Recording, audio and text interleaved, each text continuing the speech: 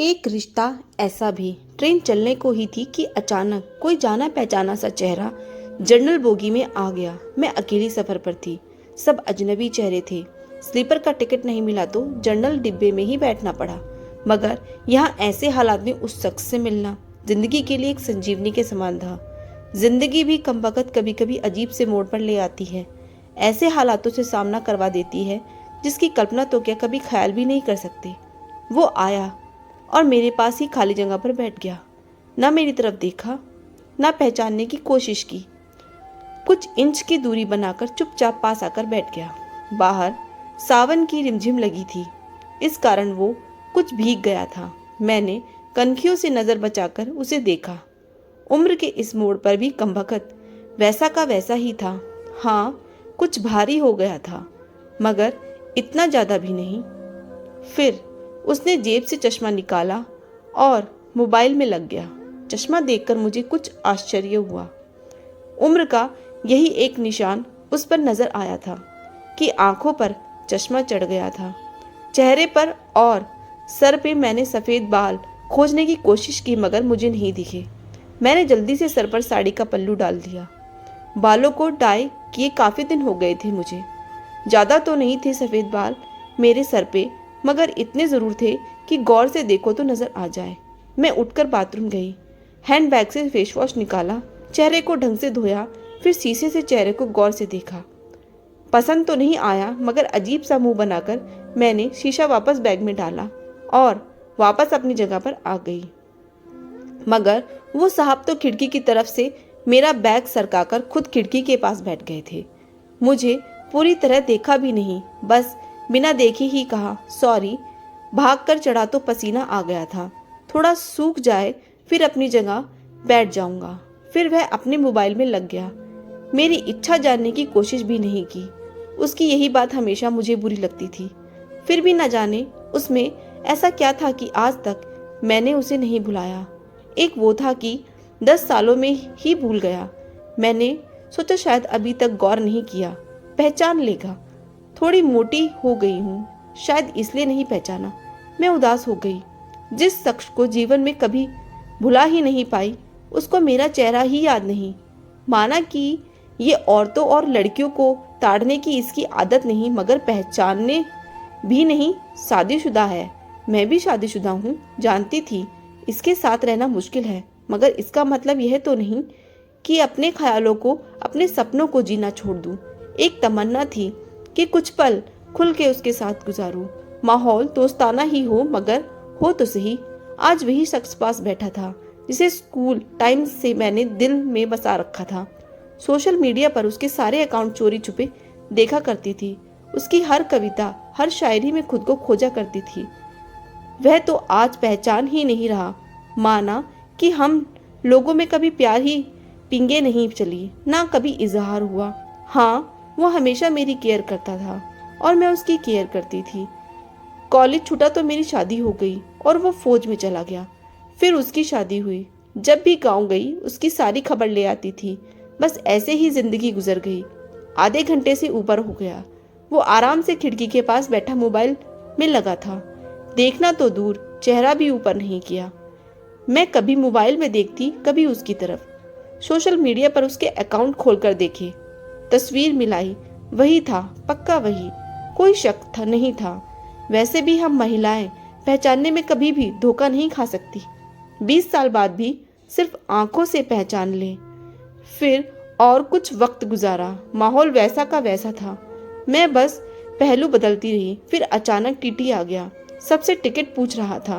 मैंने अपना टिकट दिखा दिया। उससे पूछा तो उसने कहा नहीं है। टीटी बोला फाइन लगेगा। वह बोला लगा दो टीटी। कहाँ का टिकट बनाऊं? उसने जल्दी से जवाब नहीं दिया। मेरी तरफ देखने लगा। मैं कुछ समझी नहीं। उसने मेरे हाथ में थमी टिकट को गौर से देखा, फिर टीटी से बोला कानपुर। टीटी ने कानपुर की टिकट बनाकर दी और पैसे लेकर चला गया। वह फिर से मोबाइल में तल्लीन हो गया। आखिर मुझसे रहा नहीं गया। मैंने पूछ ही लिया, कानपुर में कहाँ रहते हो? वह मोबाइल में नजरें गड़ाए हुए ही बोला, कहीं नहीं। वह चुप हो गया तो मैं फिर बोली, किसी काम से जा रहे हो? वह बोला हाँ। अब मैं चुप हो गई। वह अजनबी की तरह बात कर रहा था और अजनबी से कैसे पूछ लूं किस काम से जा रहे हो। कुछ देर चुप रहने के बाद फिर मैंने पूछ ही लिया, वहां शायद आप नौकरी करते हो। उसने कहा नहीं। मैंने फिर हिम्मत करके पूछा, तो किसी से मिलने जा रहे हो? वही संक्षिप्त उत्तर, नहीं। आखिर जवाब सुनकर मेरी हिम्मत नहीं हुई कि और भी कुछ पूछूं। अजीब आदमी था, बिना काम सफर कर रहा था। मैं मुंह फेर कर अपने मोबाइल में लग गई। कुछ देर बाद खुद ही बोला, ये भी पूछ लो क्यों जा रहे हो कानपुर। मेरे मुंह से जल्दी से निकला, बताओ क्यों जा रहे हो। फिर अपने ही उतावलेपन पर मुझे शर्म सी आ गई। उसने थोड़ा सा मुस्कुराते हुए कहा, एक पुरानी दोस्त मिल गई जो आज अकेले सफर पर जा रही थी। फौजी आदमी हूँ, सुरक्षा करना मेरा कर्तव्य है। अकेले कैसे जाने देता, इसलिए उसे कानपुर तक छोड़ने जा रहा हूँ। इतना सुनकर मेरा दिल जोर से धड़का। नॉर्मल नहीं रह सकी मैं, मगर मन के भाव को दबाने का असफल प्रयत्न करते हुए मैंने हिम्मत करके फिर पूछा, वहां कहाँ है वो दोस्त? कमबख्त फिर मुस्कुराता हुआ बोला, यही मेरे पास बैठी है ना। इतना सुनकर मेरे सब कुछ समझ में आ गया कि क्यों उसने टिकट नहीं लिया, क्योंकि उसे तो पता ही नहीं था मैं कहाँ जा रही हूँ। सिर्फ और सिर्फ मेरे लिए वह दिल्ली से कानपुर का सफर कर रहा था। जानकर इतनी खुशी मिली कि आंखों में आंसू आ गए। दिल के भीतर एक गोला सा बना और फट गया। परिणाम में आंखें तो भीगनी ही थी। बोला, रो क्यों रही हो? मैं बस इतना ही कह पाई, तुम मर्द हो नहीं समझ सकते। वह बोला, क्योंकि थोड़ा बहुत लिख लेता हूँ इसलिए एक कवि और लेखक भी हूँ, सब समझ सकता हूँ। मैंने खुद को संभालते हुए कहा, शुक्रिया मुझे पहचानने के लिए और मेरे लिए इतना टाइम निकालने के लिए। वह बोला, प्लेटफॉर्म पर अकेली घूम रही थी, कोई साथ नहीं दिखा तो आना पड़ा। कल ही रक्षाबंधन था इसलिए बहुत भीड़ है। तुमको यूं अकेले सफर नहीं करना चाहिए। क्या करती, उनको छुट्टी नहीं मिल रही थी और भाई यहाँ दिल्ली में आकर बस गए हैं। राखी बांधने तो आना ही था। मैंने मजबूरी बताई। ऐसे भाइयों को राखी बांधने आई हो जिनको ये भी फिक्र नहीं कि बहन इतनी लंबा सफर कैसे करेगी। भाई शादी के बाद भाई रही ही नहीं, भाभीियों के हो गए, मम्मी पापा रहे नहीं, कहकर मैं उदास हो गई। वह फिर बोला, तो पति को तो समझना चाहिए, उनकी बहुत बिजी लाइफ है, मैं ज़्यादा डिस्टर्ब नहीं करती और आजकल इतना खतरा नहीं रहा, कर लेती हूँ मैं अकेले सफ़र। तुम अपनी सुनाओ, कैसे हो? अच्छा हूँ, कट रही है ज़िंदगी। मेरी याद आती थी क्या? मैंने हिम्मत करके पूछा। वो चुप हो गया, कुछ नहीं बोला। तो मैं भी फिर बोली, सॉरी, यूं ही पूछ लिया। अब तो परिपक्व हो गए हैं, कर सकते हैं ऐसी बात। उसने शर्ट की बाजू की बटन खोलकर हाथ में पहना वो तांबे का कड़ा दिखाया जो मैंने ही फ्रेंडशिप डे पर उसे दिया था। बोला, याद तो नहीं आती पर कमबख्त ये तेरी याद दिला देता है। कड़ा देखकर दिल को बहुत सुकून मिला। मैं बोली, कभी संपर्क क्यों नहीं किया? वह बोला, डिस्टर्ब नहीं करना चाहता था। तुम्हारी अपनी जिंदगी है और मेरी अपनी जिंदगी है। मैंने डरते हुए पूछा, तुम्हें छू लूं? वह बोला, पाप नहीं लगेगा। मैं बोली, नहीं, छूने से नहीं लगता। और फिर मैं कानपुर तक उसका हाथ पकड़कर बैठी रही।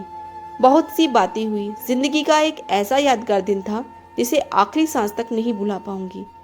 वह मुझे सुरक्षित घर छोड़कर गया, रुका नहीं, बाहर से ही चला गया। जम्मू थी उसकी ड्यूटी, चला गया। उसके बाद उससे कभी बात नहीं हुई क्योंकि हम दोनों ने एक दूसरे के फ़ोन नंबर नहीं लिए। हालांकि हमारे बीच कभी भी नापाक कुछ भी नहीं हुआ। एक पवित्र सा रिश्ता था, मगर रिश्तों की गरिमा बनाए रखना ज़रूरी था। फिर ठीक 1 महीने बाद मैंने खबर में पढ़ा कि वो देश के लिए शहीद हो गया। क्या गुजरी होगी मुझ पर, वर्णन नहीं कर सकती। उसके परिवार पर क्या गुजरी होगी पता नहीं। लोक लाज के डर से मैं उसके अंतिम दर्शन भी नहीं कर सकी।